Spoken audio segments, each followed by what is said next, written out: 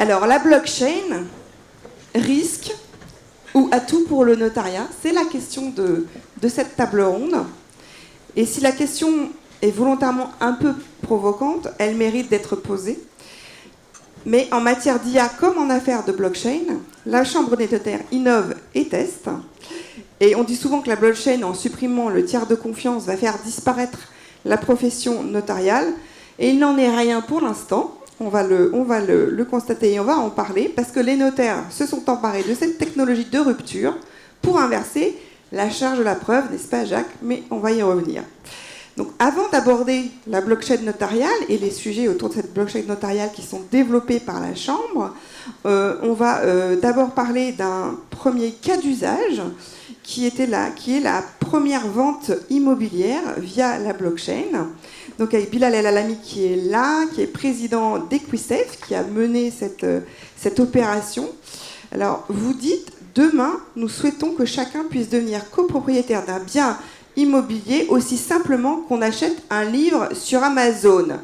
Diable.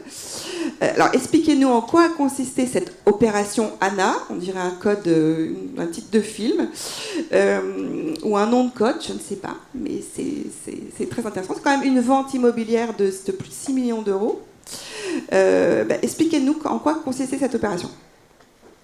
Bonjour à tous et à toutes, merci de me recevoir. Alors plusieurs précisions, déjà pour le nom de code ANA, l'hôtel particulier se trouvait aussi sur ANA Jacquin, et l'anagramme ANA était assez marrant à réutiliser. Ensuite, petite précision sur l'aspect immobilier, vente immobilière. On entend par use case immobilier soit l'actif en lui-même, soit une société ou un fonds ou une obligation collatéralisée avec un sous-jacent immobilier. Donc là, en l'occurrence, en fait, nous, on a vendu des titres d'une société à prépondérance immobilière à travers la blockchain, mais en amont, il y a eu une vente immobilière classique. Les notaires de chez Scrip sont intervenus. Et après, quand nous, je leur donnerai la parole pour qu'ils nous expliquent quelle a été un peu... Et après, quand nous, Equisafe, on a dématérialisé le registre de mouvement de titres, les droits qui étaient afférés à ces titres financiers, Grégoire a aussi attaché à ce nouveau titre qui était digitalisé une attestation au registre des hypothèques pour que dans le futur, la prochaine transaction sur ce bien immobilier puisse être authentifiée en l'espace de quelques secondes. Donc cette vente a eu lieu en juin, c'est ça? Cette vente a eu lieu le 24 et le 25 juin dernier. A été un succès? Elle a été un succès. Vous avez combien de personnes? On a fait en 30 minutes un process qui prend environ 2 mois. De la création des comptes des parties prenantes, du KYC de toutes les parties prenantes, du paramétrage des titres financiers, leur émission et acter la libération des fonds. Ça a pris environ 31 minutes. Ah, 31 minutes? Ouais. Ça a été fait en direct devant toutes les personnes qui étaient présentes. Ah oui, effectivement. Et combien de personnes ont souscrit à CEPA? 2 personnes ont choisi de jouer le jeu. En l'occurrence, c'était 2 promoteurs immobiliers. Et très prochainement, on va répliquer le modèle ANA à la fois dans sa partie structurelle, mais différente dans les parties prenantes qui vont acquérir les titres. Donc ce sera en l'occurrence un bien auquel il y a une capacité d'emprunt qui est rattachée à ce bien. Et aujourd'hui, il y a 15% des Français qui n'ont pas accès au crédit. Et donc, c'est des gens qui n'ont pas accès au crédit qui vont souscrire à ces titres dans le prochain cas d'usage. Ça, c'est votre why.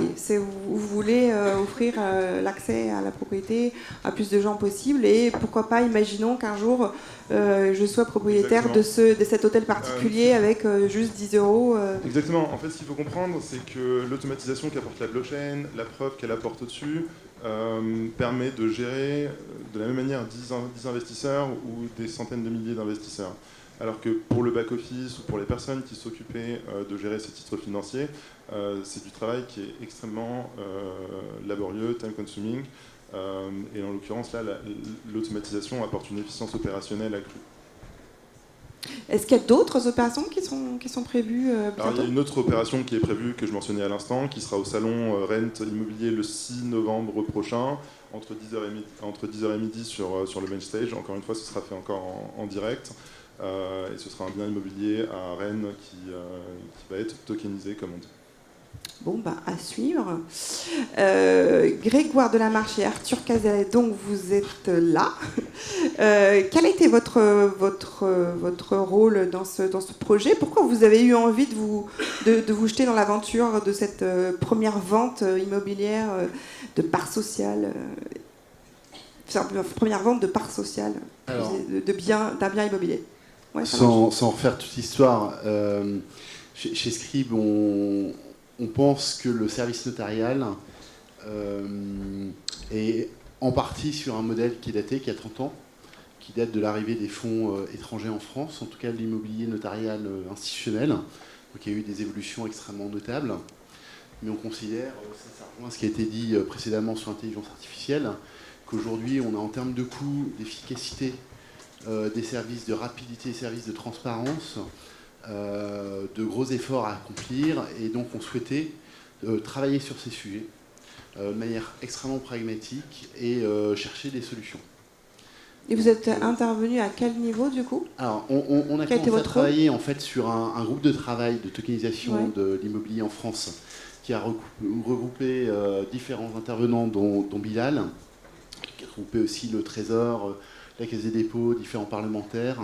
Et le but de ce groupe de travail a été de constater qu'en France, il y avait non seulement le régime légal pour permettre de procéder à ces opérations, mais il y avait aussi au sein des différents intervenants, techniciens, juristes, professionnels de l'immobilier, tout un certain nombre de compétences qui étaient prêts à déployer une solution.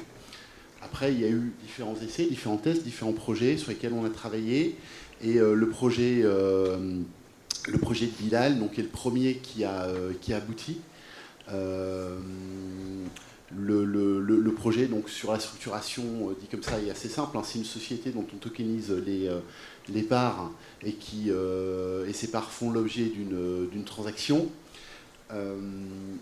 Le support juridique, c'est un décret du 24 décembre 2018 qui crée ce qu'on appelle les DIP, donc, ce qui permet en fait l'enregistrement de parts sur registre blockchain. Donc ça c'est le premier support, et c'est également le règlement AMF qui donne tout un certain nombre de précisions sur la façon de procéder et un certain nombre de préconisations de limites pour procéder à ce type d'opération.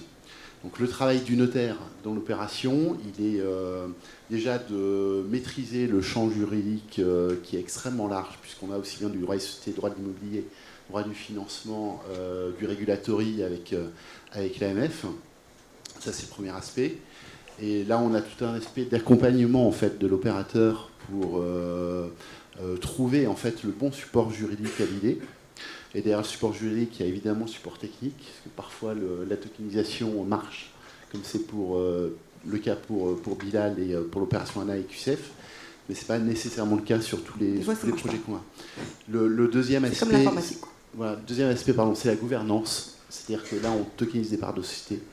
Donc le travail du notaire qui sait, grosso modo, quel est le cycle de l'immobilier, quels vont être les enjeux, c'est aussi de travailler sur la gouvernance de la société, qui va pouvoir vendre, qui va pouvoir prendre la décision d'emprunter, par exemple.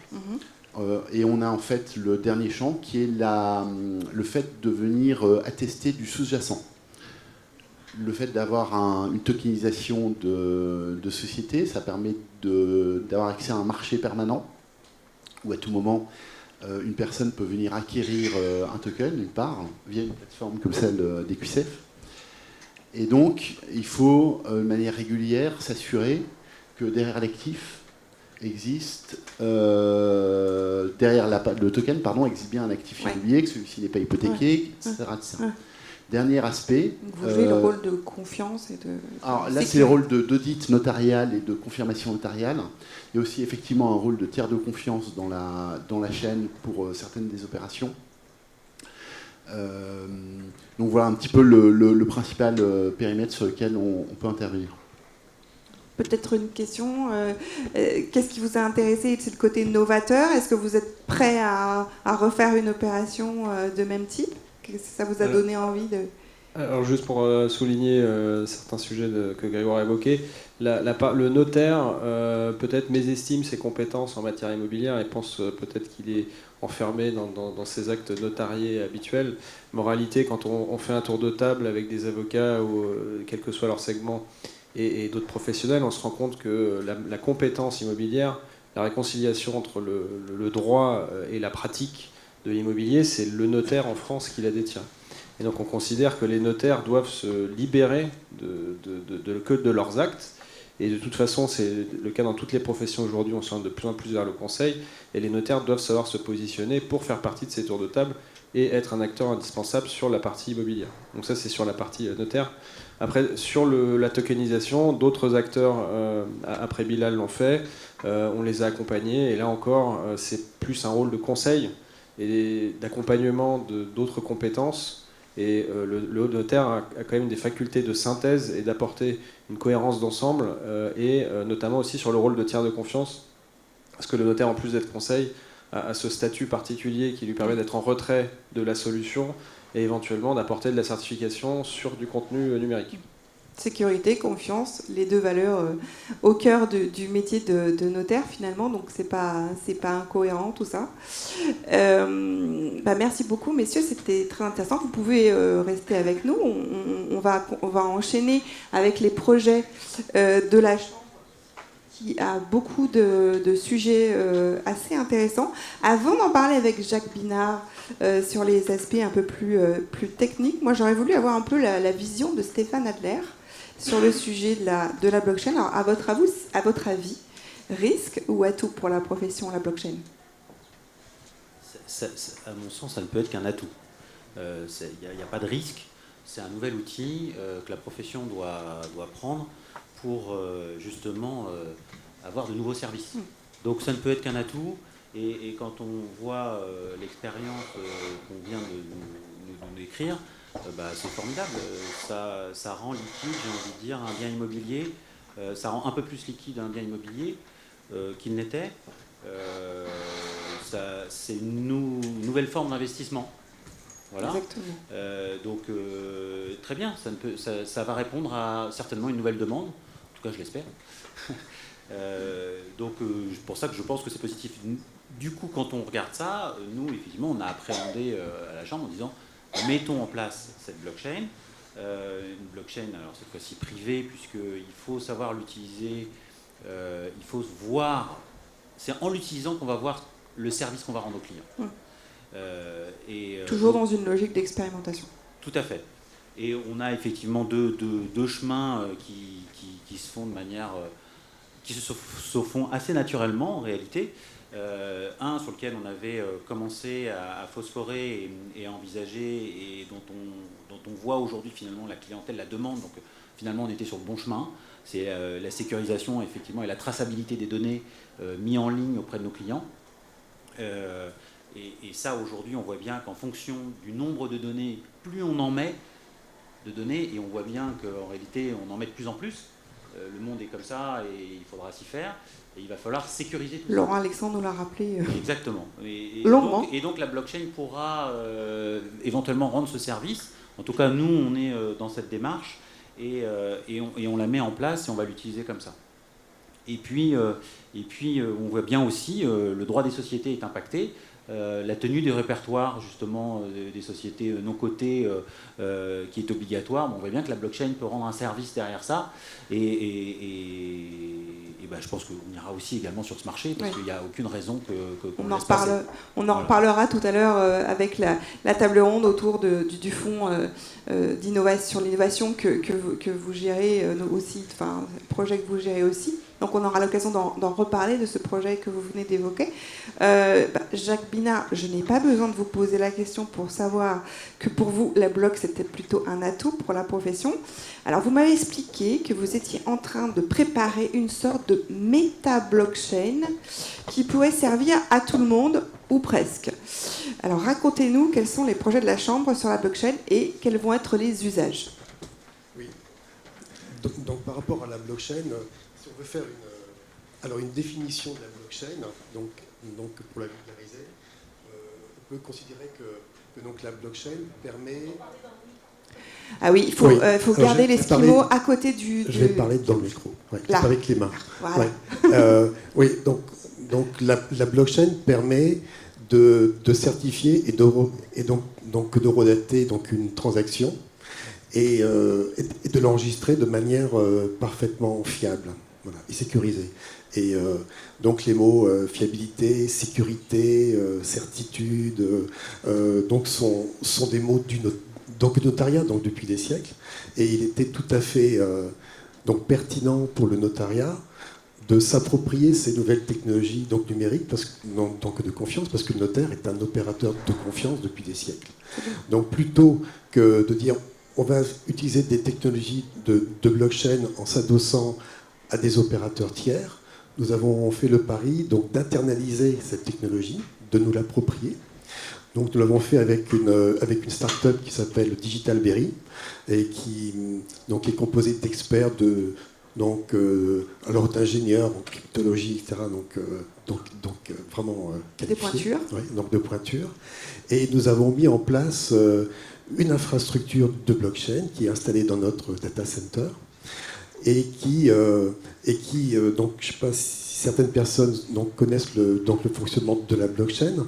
C'est effectivement donc une technologie qui permet de sécuriser donc les transactions, donc via des mécanismes de cryptologie complexes, mais c'est aussi une technologie qui répartit donc la confiance en faisant en sorte que l'information n'est pas stockée à un seul endroit, mais elle est répartie sur un ensemble donc de serveurs donc qui sont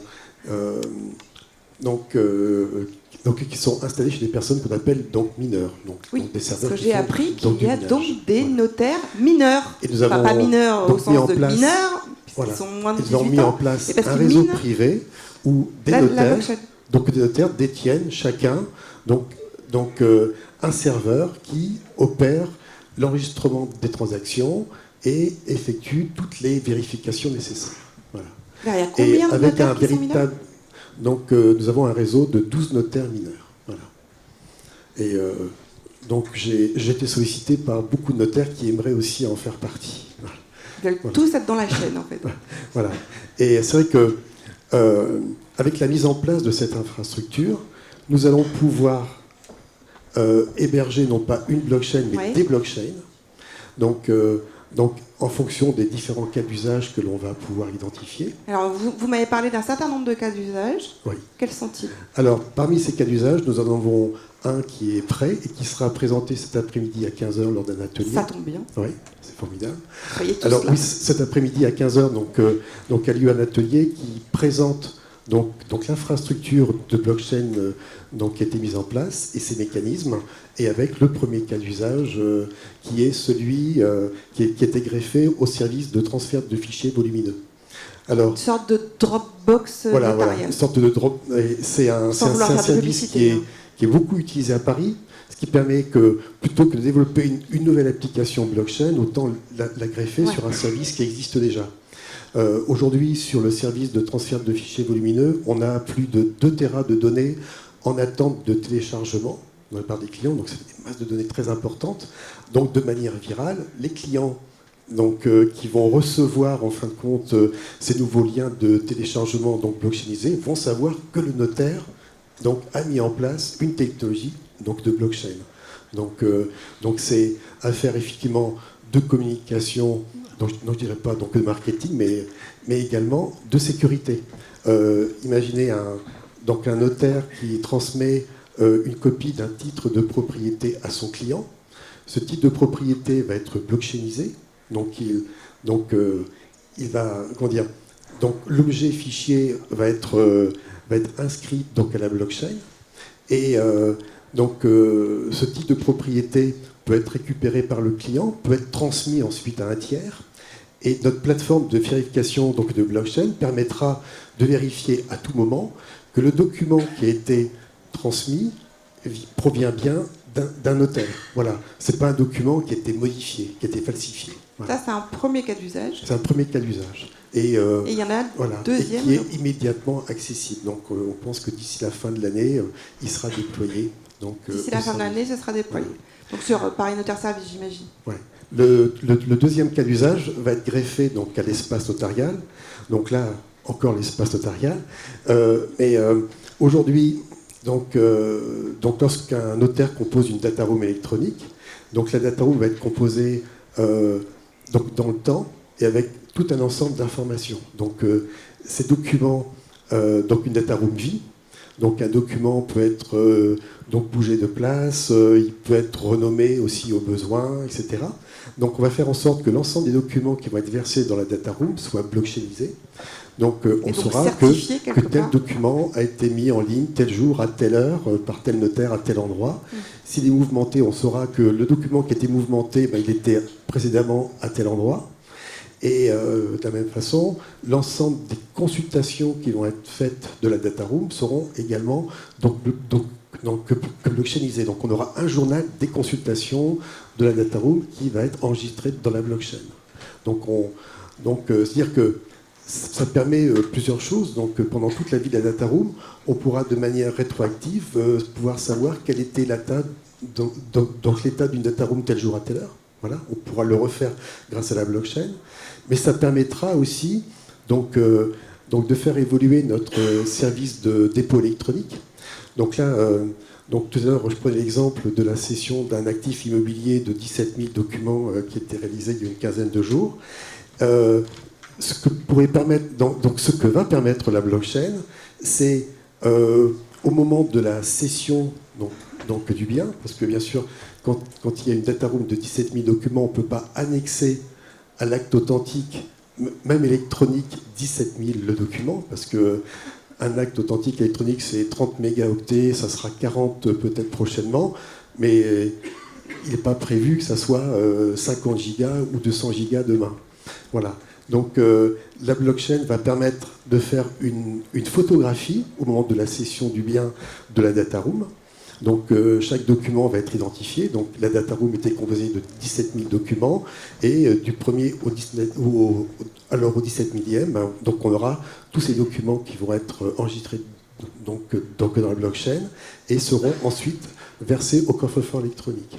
Ce qui permettra ensuite en permanence, grâce à la blockchain, de pouvoir, même si c'est le client qui fait cette vérification avec les documents qu'il aurait donc conservés chez lui, il pourra vérifier que ce document était bien celui qui faisait partie de la photographie faite au moment de la cession du bien. Voilà. Donc là, on peut imaginer bien sûr tous les autres cas d'usage possibles de la blockchain, c'est vraiment extrêmement large. Il y avait un troisième cas d'usage, vous m'en aviez parlé, non ? Tu veux parler des titres de société ? Non, on en a parlé avec Stéphane. Donc, ouais. Du coup, il y avait... Et bien sûr, donc au niveau de la blockchain, on a un réseau de notaires mineurs aujourd'hui. Et donc, on peut imaginer que dans le cadre de certains services, on veuille aussi intégrer dans notre blockchain d'autres professionnels. Voilà, c'est ça. Donc, c'est la question que je voulais vous poser sur cette intégrant... idée de méta blockchain qui va être accessible à tout le monde ou presque, parce que vous avez déjà des demandes et qui vous permet de créer un écosystème, l'écosystème dont parlait Laurent Alexandre dans sa présentation, qui est très important au jour d'aujourd'hui, travailler en écosystème. Et donc, vous m'avez expliqué que clairement, il y a beaucoup de startups qui viennent vous voir, qui sont intéressées par cette blockchain. Oui, donc j'ai été sollicité déjà par des sociétés qui ont monté donc, des services de blockchain qui sont donc aujourd'hui basés sur la blockchain publique et qui envisagent et au moins font la demande de voir si leur blockchain pourrait être hébergée par le notariat opérateur donc, de confiance. Voilà. Et donc, est-ce que c'est une opportunité donc, pour le notariat ? C'est quelque chose qu'il faut pouvoir étudier. Et qui vous permet de créer des liens finalement avec ces legal tech et je pense que c'est bénéfique. Je vais donner la parole à Jacques Pantin, qui est donc expert en stratégie numérique, qui est passé par Arthur Delittle et Bull. Et vous allez donc accompagner la Chambre dans sa réflexion sur cette blockchain, sur ces projets de blockchain. Moi, j'avais une petite question un peu sur votre vision sur le sujet de la blockchain pour les notaires. Comment vous voyez les choses ? Je vais partir de très haut, je suis parfaitement en ligne avec Jacques Minard, parce qu'on travaille ensemble depuis longtemps. Si vous voulez, la blockchain, elle est apparue, comme toute techno, au travers d'une appli. Et l'application, c'était le Bitcoin. Et donc on a énormément parlé du Bitcoin, vous vous souvenez, il y a 3-4 ans, ça allait bouleverser le monde, la confiance était dans la machine et non plus dans l'homme ou dans la Banque de France ou dans la BNP. On a compris qu'il y avait une techno sous-jacente, et la blockchain, c'est une techno, c'est pas une application. Et avec la blockchain, on peut bâtir, je dirais, des plateformes techniques qui ont énormément de potentiel. Donc ça, c'est la techno. Je ne vais pas rentrer, si vous voulez, dans les considérations techniques. Simplement, c'est de la cryptographie. Et qui dit cryptographie dit sécurité et confiance, confidentialité. On a tout un ensemble, si vous voulez, rattaché aux fonctions crypto. Donc on a rentré une nouvelle plateforme technologique. Et évidemment, le point important, c'est les applis. Et si la blockchain a démarré tout de suite, c'est qu'avec le Bitcoin, on avait trouvé une application intéressante, une crypto-monnaie. Bon, on va arriver dans les crypto-monnaies, c'est absolument évident, mais une crypto-monnaie, et on reviendra sur la problématique des notaires, il faut avoir confiance. Et quand Libra est développé par Facebook et Zuckerberg, ben on ne peut pas tellement avoir confiance. On peut dire que ça soulève dans quelques cette questions. crypto-monnaie. Comment ? On peut dire que ça soulève quelques questions. Voilà. Donc, si vous voulez, ça viendra. Vous savez que les Chinois travaillent énormément. Et là encore, c'est une problématique pour nous. Si ce n'est pas Facebook, ça sera un autre GAFA qui nous sortira une crypto-monnaie. Mais ce n'est pas notre problème. Avec, si vous voulez, blockchain, deux grandes fonctions. Donc, la transaction et la traçabilité de la transaction. Et ça tourne absolument partout. L'intégrité de la donnée, l'intégrité de la conservation de la donnée. Donc c'est les deux grandes pattes, si vous voulez, fonctionnelles que vous pouvez développer autour de la blockchain. Suivi de transaction, conservation de la donnée. Alors évidemment, si vous voulez, le dernier point, et j'y reviendrai parce que c'est ce qui nous intéresse, c'est la confiance. Bon. Quand vous faites confiance à la Banque de France, vous faites confiance à Airbus, vous faites confiance à Boeing. Alors c'est qu'un exemple, mais je travaille avec eux.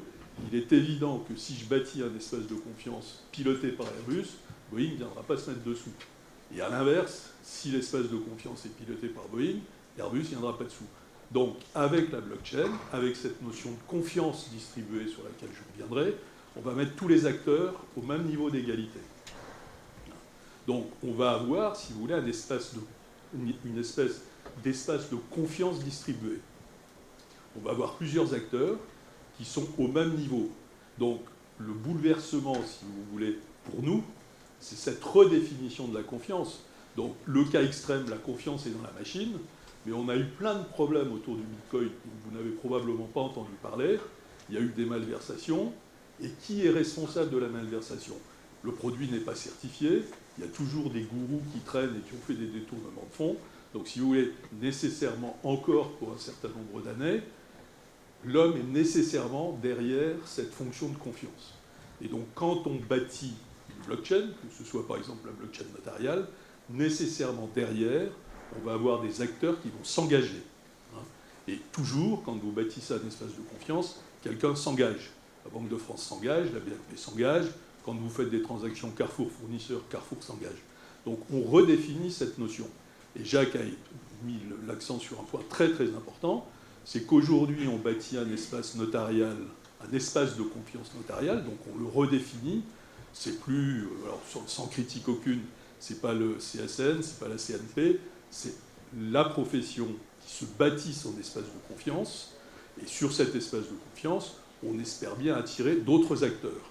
Alors on a eu plein de débats, parce qu'effectivement la profession a été tout à fait sollicitée, puisque c'est un acteur de confiance, pour alimenter des blockchains concurrentes. Je ne vais pas citer, je dirais, tous les conflits qu'on a eus, mais il est évident que votre profession attire, parce que vous mettez sur cette plateforme technique des informations de qualité et des informations qualifiées. Et notre objectif a été de dire non. C'est la profession du notariat qui doit prendre le lead, quitte à la limite, dans 5 ans ou dans 1 an, on dise à la Poste, bah, tu prends une position de mineur et tu rentres chez nous, ou à Orange, tu prends une position de mineur et tu rentres chez nous, mais c'est nous qui devons bâtir cette plateforme de confiance. Ça vous va comme définition ? Ah ben moi ça me va, c'est vous le spécialiste. Je ne vais pas raconter de conneries. Non mais je pense que c'est assez clair. Y a-t-il des questions dans la salle ? C'est l'heure des questions. Si, je vous assure. C'est pas possible que vous n'ayez pas de questions sur la blockchain. Ah. J'aimerais savoir comment est-ce que vous garantissez la pérennité des données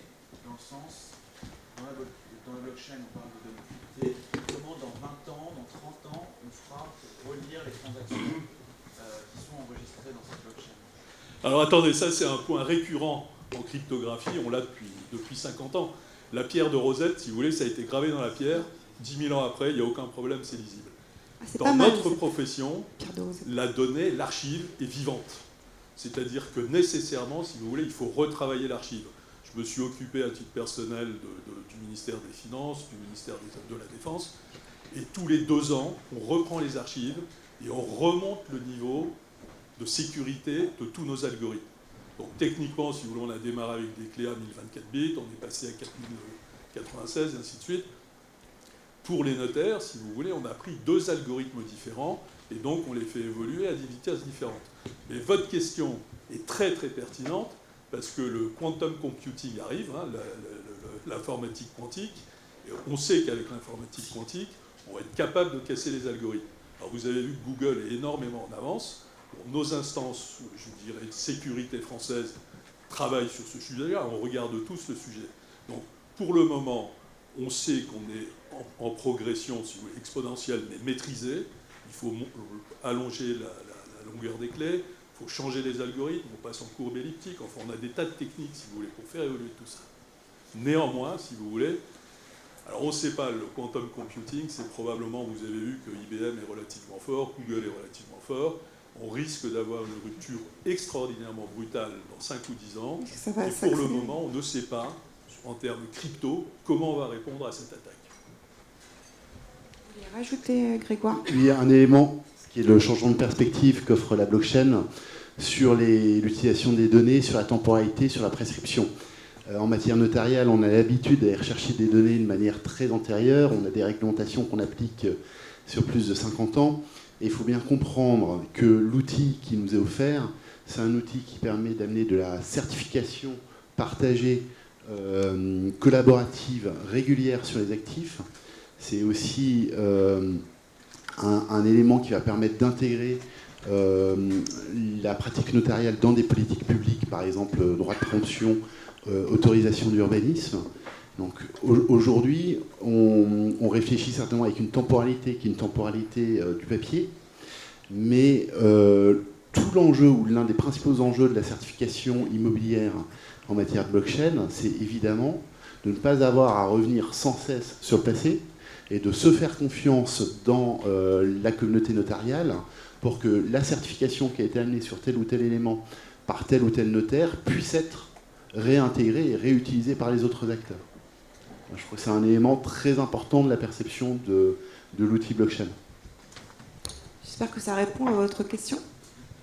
Il y avait une autre question, une autre main qui s'était levée dans la salle pour... Ah ! Attends, je vais lui apporter. Quand vous avez choisi les 12 mineurs, et quelles sont les règles concernant la gouvernance de cette blockchain, s'il y a des règles particulières qui ont été mises en place, et donc savoir, je répète le début de ma question, parce que je n'avais pas le micro, savoir comment vous avez choisi les 12 mineurs notaires qui participent à la mise en place de la blockchain. Sur dossier. Et la question de la gouvernance. Alors, donc au niveau de la Chambre, nous avons donc mis en place déjà, donc il y a pas mal d'années, une commission technologie qui réunit une trentaine de notaires aujourd'hui, des compagnies de Paris, Hauts-de-Seine et Versailles. Et donc c'est au sein de cette communauté, dont je dirais pas un club, que on a travaillé sur ce projet blockchain. Et donc l'ensemble des membres de la commission se sont portés donc volontaires pour devenir mineurs. Alors donc il y a effectivement une machine qui est installée au sein de chaque donc des 12 offices qui sont installés aujourd'hui. Et cela donne lieu à la signature d'une charte, qui est signée donc par chaque notaire, où il s'engage à maintenir sa machine connectée, etc. Et à suivre tout un ensemble d'engagements. Et bien sûr, il y a bien sûr une gouvernance dans la blockchain. Pour pouvoir déterminer quelles sont les blockchains qui vont être enregistrées, de composer. Si demain on met en place une blockchain de consortium avec d'autres professionnels, des huissiers, des greffiers, c'est quelque chose qui va devoir être organisé. Donc au sein de cette communauté, il y a une gouvernance où vont se décider justement les évolutions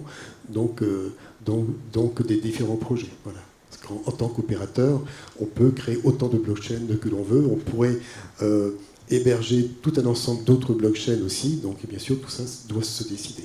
Et voilà. vous m'avez dit qu'il y avait 12 notaires aujourd'hui, mais vous prévoyez une vingtaine, c'est ça? Donc il n'est pas nécessaire qu'il y en ait des milliers. Ouais. Donc les notaires peuvent être utilisateurs de la blockchain sans pour autant être mineurs. Voilà.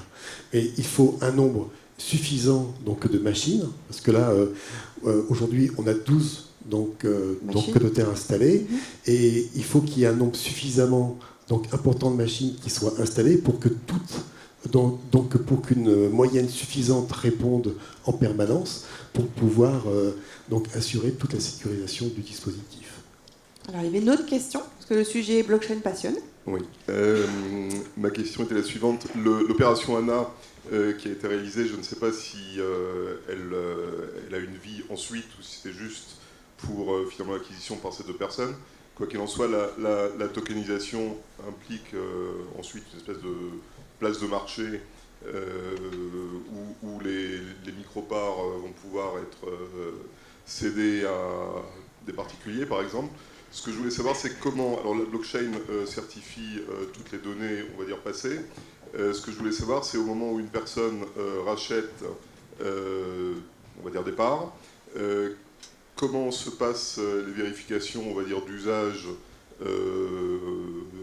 classique en matière notariale, hypothèque, urbanisme, etc.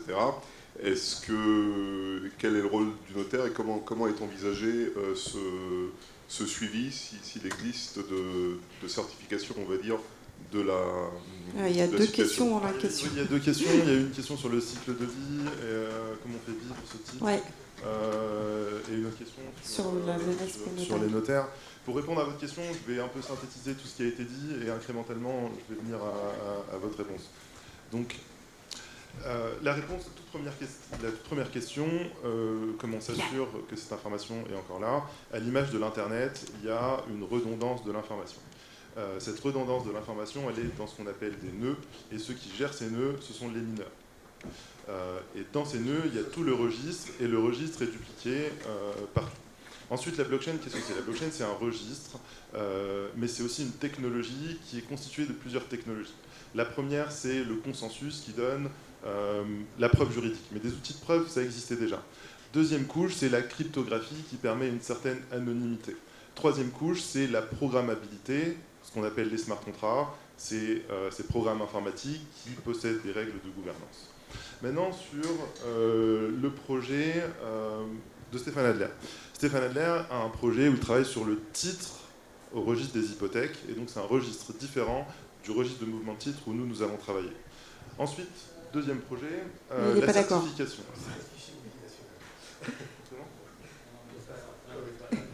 Pardon. Ok, je crois que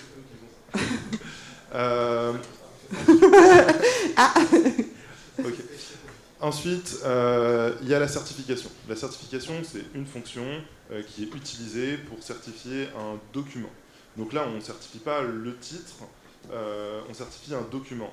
Le titre, il est matérialisé sous cette forme de token, qui est une unité cryptographique unique qui, elle, est traçable. Et ce token est gouverné par ces règles de ces smart contracts. Donc, dans le cas de la certification, c'est un smart contract d'une fonction qui permet la certification.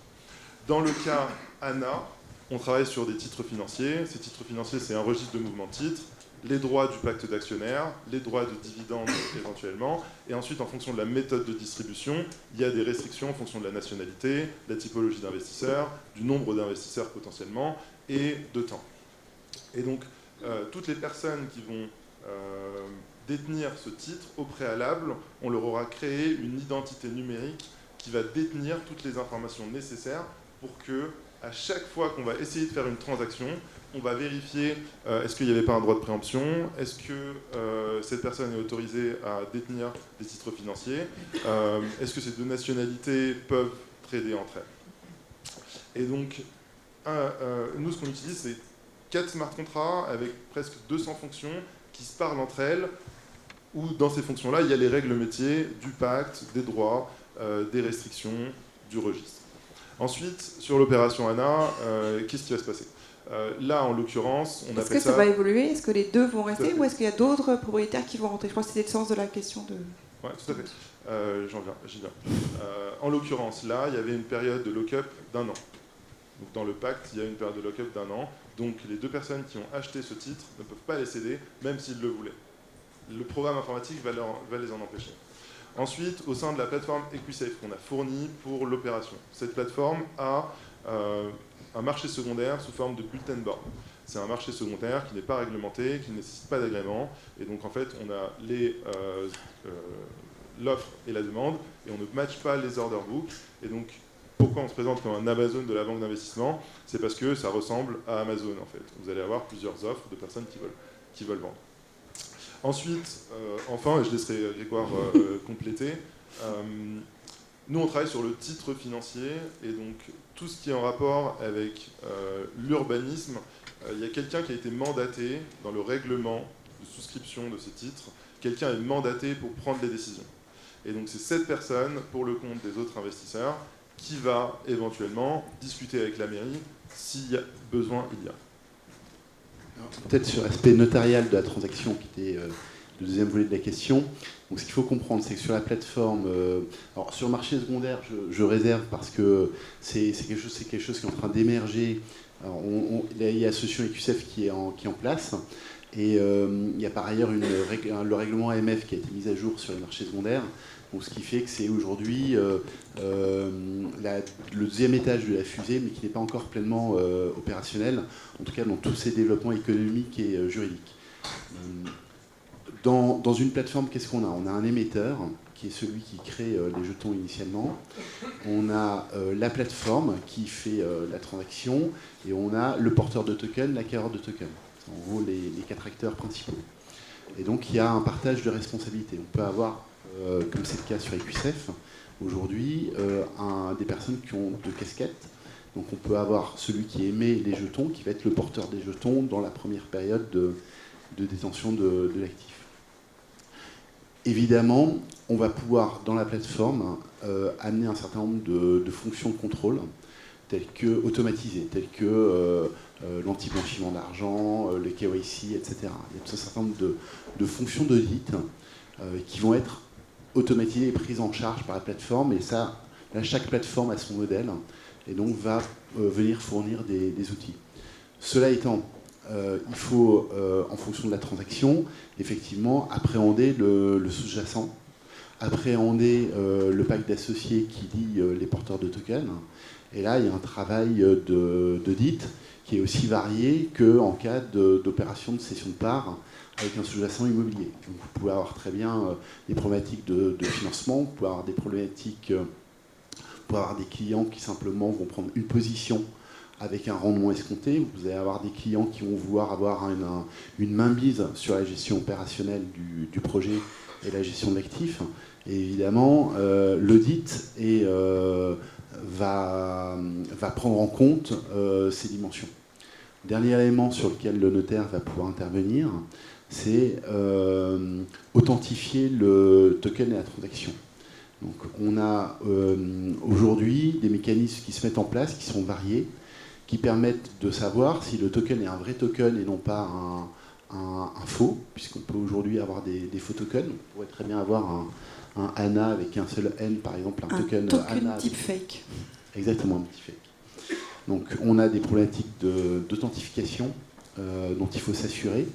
On a évidemment des problématiques juridiques, Bilal en a parlé, telles que l'agrément, donc à mettre en œuvre dans la société. Donc ça, c'est aussi un travail de juriste. Et on a un travail aussi de regarder l'effet du transfert du token sur la détention de l'actif. Quand on est dans le dispositif DIP, c'est simple, c'est une part. Donc quand j'ai transféré mon token, j'ai immédiatement les prérogatives d'associé comme si j'étais directement porteur d'une part papier de la société, mais ce n'est pas nécessairement le cas. Vous pouvez avoir des tokens qui ne sont pas des parts sociales, qui sont des représentations de certaines prérogatives de l'immeuble. Et donc là aussi, il va falloir regarder le white paper émis lors de la constitution des tokens pour voir quelles sont les prérogatives attachées aux tokens. Je pense que la question a été bien traitée, non ? Juste en complément, je comprends ce que vous dites, que demain, actuellement, on n'est pas encore dans une phase où on peut imaginer que je prenne 0,01% du tour à la défense sur Internet.